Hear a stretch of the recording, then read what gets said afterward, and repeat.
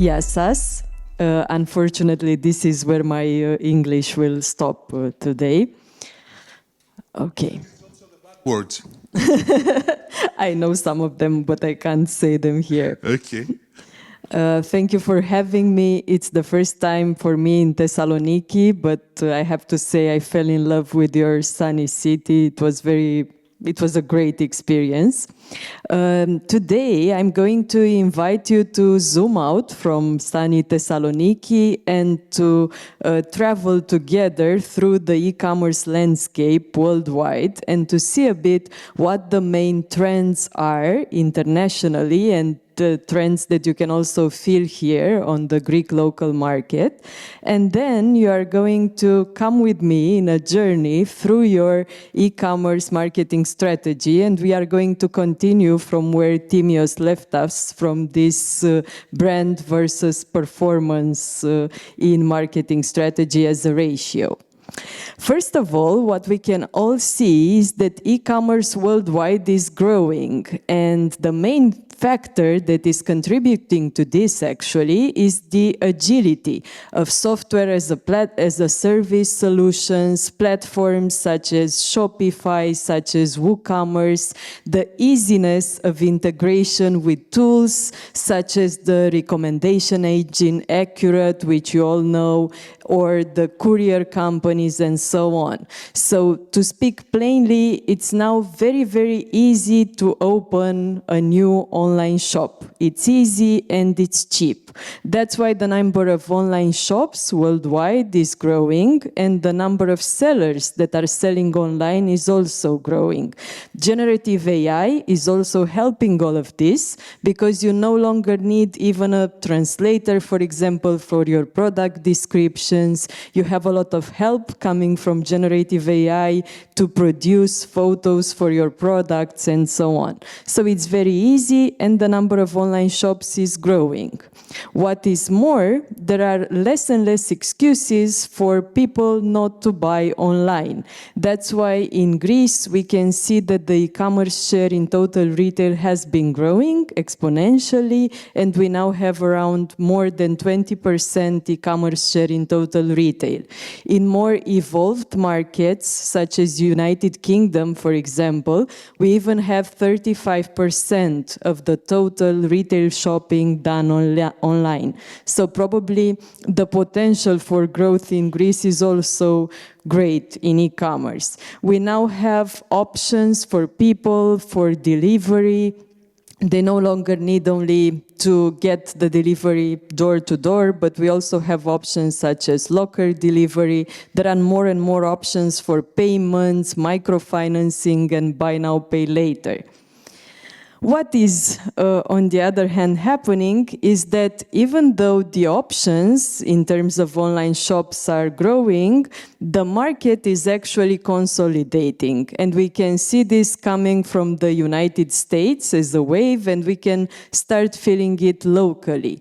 What this means actually is that the normal shopper doesn't have enough attention span to keep in mind so many brands. So with the consolidation of the big marketplaces and the big online shop brands, they get to remember a few brand names that are top of mind for them when they want to buy kids' products, toys, fashion, or so on. They remember a few platforms, such as Scroots, such as About You, such as Temu, and other players. We also have a wave of international players such as About You that I also just mentioned, Temu, Trendyol, and other big players that are now expanding to Central, Eastern, Southern Europe. Amazon will probably be next. And in this landscape, in this changing landscape, probably the customer will go to the brands that they know best and to the marketplaces that they know already and they trust. That's why we can see here from the eMarket survey that more than 40% of the shopping journeys start from one of these marketplaces. So coming back to Timios's presentation, it's more and more important to consolidate your brand brand nowadays, not only to do performance marketing. You definitely need a mix, because you need to be top of mind for your customer when he wants to buy a certain brand or a certain product category. And on the other hand, you need to be present on the marketplaces that are here, such as Cruz, Temu, and other options that are on the market or that will launch soon enough on the market. Another thing that is happening worldwide, the digital marketing costs are growing. So more good news for this morning. In Europe, we can see a growth year over year of more than 40% in digital marketing. When we say digital marketing, we are mainly referring to Meta ads and Google ads, because more than 80% of the budgets are going there. That's why, of course, performance marketing is becoming more and more important, and it's very important to look at its effectiveness. On the other hand, another tactic that we can employ here is to try and diversify the digital marketing channels we are using. You also have here in Greece, and we also see this in Romania, the user is actually present on an average of 7 social media platforms. Not to look at the local options, but the users are present on other emerging platforms, such as TikTok, LinkedIn, YouTube, and other platforms that are growing. And in order to have a more a better, let's say, digital marketing split, it's important to diversify the channels you are present on.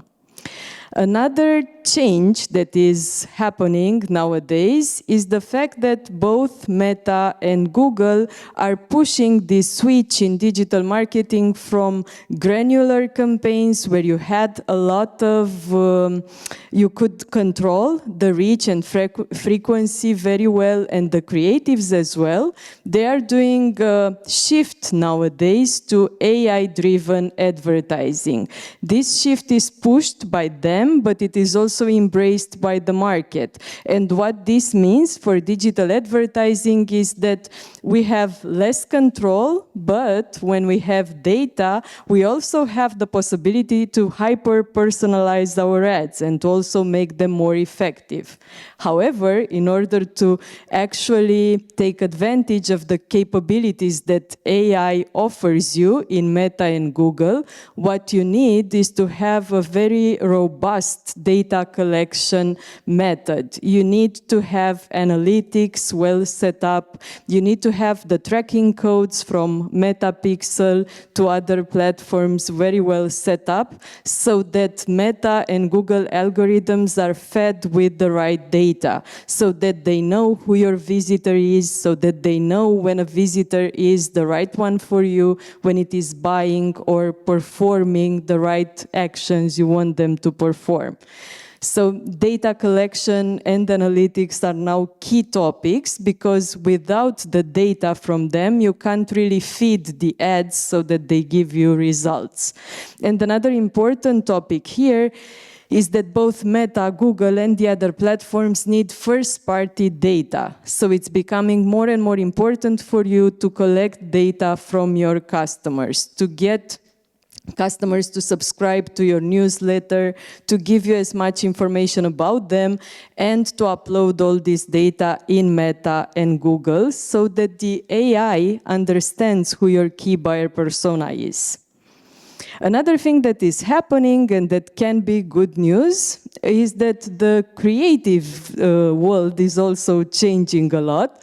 It is pushed by TikTok especially, and also by the younger generations, the Gen Z and also the millennials, we could say.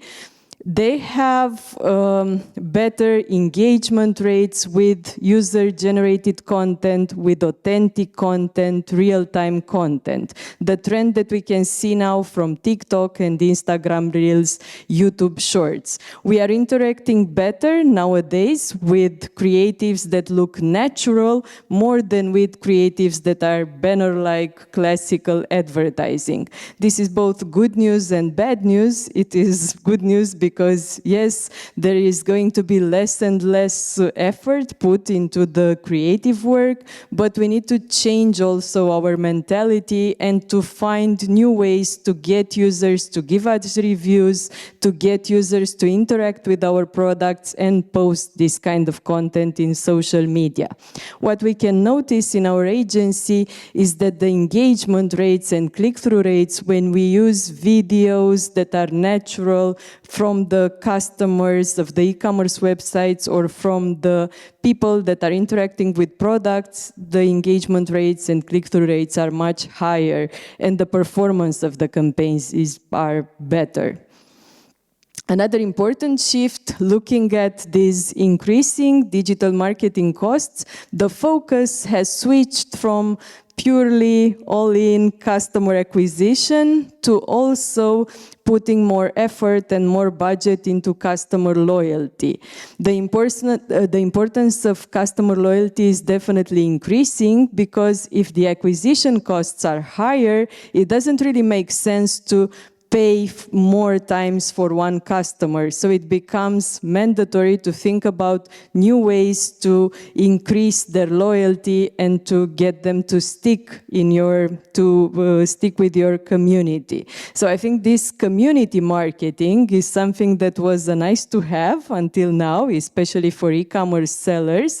But nowadays it's becoming paramount because it's the best way to get the customer to be with you and for you to keep being top of mind for him for a certain product category, for a certain topic.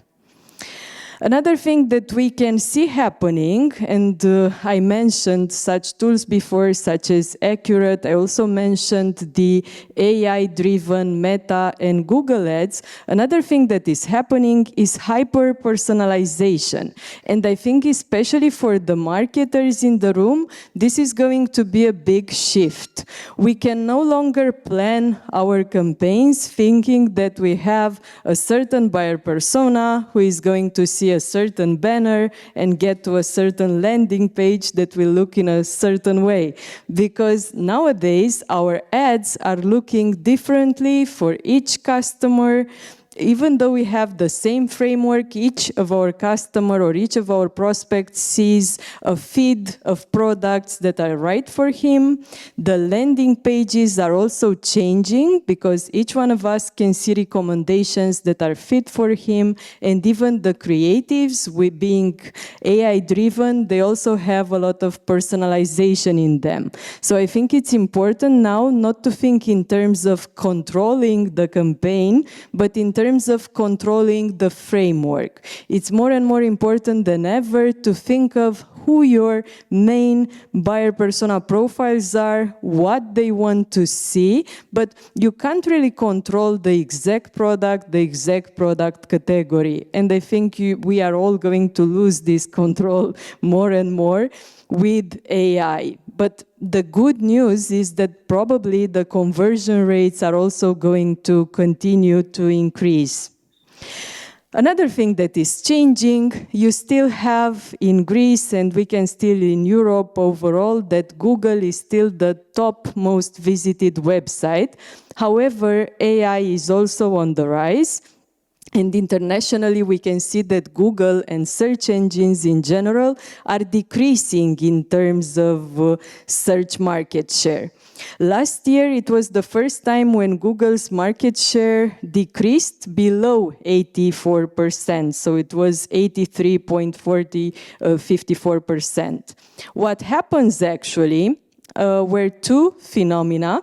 It was, first of all, the social search that is growing and that is pushed especially by the Gen Z and the younger generations. The younger generations are using TikTok, YouTube, and social platforms when they want to search for something, whether it's how to do something, whether they want to see a tutorial, or news or the latest news, they are searching via social media platforms.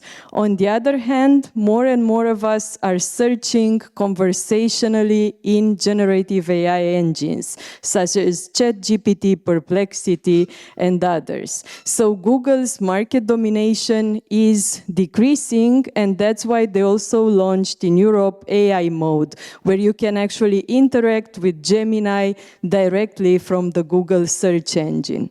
What this means for us is that maybe we also need to change our mindset, because it won't be so much about being found in search engine results, but about making our brand important for a top category. So I would argue that it's more and more important than ever to actually build a brand and to build this association between your brand and the product category, your brand and the topic, so that the generative AI engines recommend your brand or the products that you're selling when a user asks something. I'm sure most of you can't really see traffic nowadays from ChatGPT because the behavior is very different. So it's not about the user asking ChatGPT for a product recommendation and the user clicking and buying. It's more about the user being persuaded to buy a certain product and then going back to Google or going back to a marketplace and buying that product. So I think that an important switch that we need to do in digital marketing, and now I would like us to zoom in to our own personalized marketing strategy. It's important not to think of digital marketing as a black box like we used to, some of us at least, until now. We were looking at Google ads, Facebook ads, and the other digital marketing campaigns, and seeing them as an agent that was bringing us customers, transactions, and so on. But I think it's more important than ever to try and consolidate our brand, to position our message very well, and to understand our customer persona better than ever. So I think it's important to understand how to communicate in a way that doesn't only say 50% discount, but that also makes the user understand that we are the top solution for them for a certain service and product. So yeah, we are still going to look at these metrics, these KPIs that are paramount in e-commerce, the cost per customer acquisition and the return on advertising spend. But I think it's more important than ever to come back to the basics of a digital marketing strategy. Whether it's digital marketing strategy or strategy in general, the main point we need to start from is the buyer persona profile. We need to understand who we are selling to, and we need to understand those customer persona profiles as best as possible to understand who are the main competitors that are also trying to communicate to that persona, and to understand what would the key message be in order to convince that buyer persona to buy from us. When I say buyer persona profile, you will probably receive the presentation anyhow to keep it in mind. I think it's important to go beyond the general demographics. You need to understand especially what are the key values, what are the key motivators that are convincing that persona to buy from you or a competitor. Of course, maybe it's like fashion, something that we all wear, but some of us are wearing it for status reasons, some of us are wearing it for functionality reasons, some of us are interested in the quality of the fabrics. We all have different reasons for making an acquisition. We all have different reasons and values in mind. And it's more important than ever to understand these values that the customer has, to understand exactly from the buyer persona audience who exactly is your ideal customer, and to understand what differentiates you from the competitor. I was glad to hear Timios mention Avinash Koshik, who is also one of my personal gods in digital marketing, and I think you should also follow him. He has an interesting framework called See, Think, Do, Care, and it's basically a version of this conversion funnel that I have here on the slide. What he also says is that you should add to that buyer persona profile the stage that buyer persona is in. So it's always important to understand if you're talking to someone who already knows you, who already knows they have a need that you can provide for, or if you're talking to someone who is evaluating the options, considering already to buy from you or a competitor, and your campaign's job is only to convince them to buy now from you, or whether you're just selling through a campaign to someone who is almost convinced they just need to push the add to cart button. Because your campaign should also vary depending on these stages. Keeping in mind these stages, I think it's very important to keep in mind this brand marketing, performance marketing ratio, and to split it in terms of stages where the customer is in, but also to split your budget in terms of buyer persona profiles you want to target. This is the new version of the media plan that we are starting to use for our customers, and we are always looking at the budget in terms of splitting it by buyer persona profile that we want to tap into, and also by splitting it in terms of the main purpose of the ad, considering the stage the customer is in. Looking at these stages that the customer is in, I think we should keep in mind that our purpose in the campaign is to get the customer hand in hand with us through these stages, depending on the point he is in at that particular moment. We have channels such as YouTube ads, TikTok ads, that are more appropriate for generating interest and generating awareness and getting the customer to introducing ourselves to the customer or getting the customer interested in our product or in what we are trying to sell. There are other channels such as Facebook dynamic ads, such as Google ads that are more appropriate when the customer is searching already for our product or for our brand. And there are other channels where we could be remarketing the user that is already convinced and pushing him or her through scarcity, urgency mechanisms to buy now. So an important thing when we are choosing the channels, the creatives, and the ad formats is to keep in mind what stage the customer is in and to think what would be the most appropriate channel, the most appropriate context or creative for that particular stage, for that particular customer. In terms of budget splits, one of the most frequent mistakes we still see and we still make ourselves is to think that all our budgets in performance marketing are meant to convert. And we tend to put all the budget in the bottom of the funnel stage and to focus on conversions. But the downside of this is basically that we are retargeting the same customers. We are not getting incremental conversions that Timios was saying before. We are actually retargeting the same users that were already convinced and probably already convinced to buy from us. The important thing is to get and build a funnel and to split our marketing budgets as equal as possible through the 3 stages. We need to invest budget in generating new audience, generating new interest, and introducing ourselves to a new potential audience that we want to convince to buy. We need to invest budgets in reactivating this audience and budgets that are meant to get people to convert. And in this last bottom of the funnel part, focus on effectiveness more than ever because also the costs are on the rise.